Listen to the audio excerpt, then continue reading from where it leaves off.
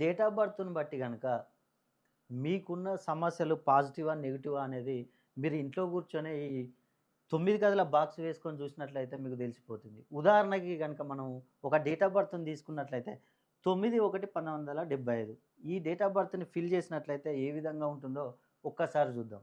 ఇక్కడ మనకి 9, 9 అంటే 6, 9.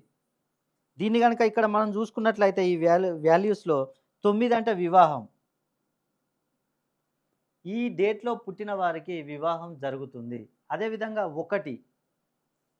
1 వాల్యూస్ ఏసుకున్నట్లయితే 1 అంటే సంతానం. వీరికి సంతానం కలుగుతుంది. అదేవిధంగా ఇక్కడ 1, 9 వచ్చేసింది. 7, 7 అంటే ఇక్కడ చూసుకుంటే శత్రువులు నరదృష్టి తక్కువగా ఉండే అవకాశాలున్నాయి. అదేవిధంగా 5 అంటే వ్యాపారం. వీరు ఏ వ్యాపారం చేసినా వీరికి లాభాలు వచ్చే అవకాశాలు ఎక్కువగా ఉన్నాయి.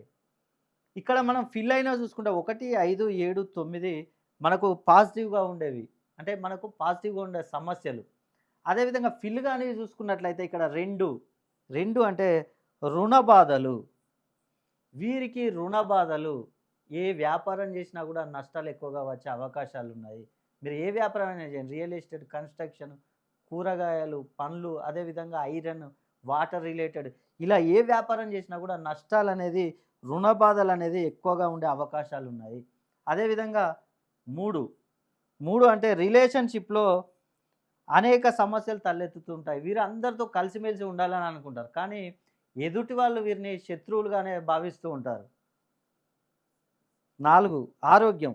ఆరోగ్య విషయంలో ఒక సమస్య పోయిన తర్వాత ఇంకొక సమస్య తలెత్తే అవకాశం ఎక్కువగా ఉంది. 6 అంటే డబ్బు సంపాదన.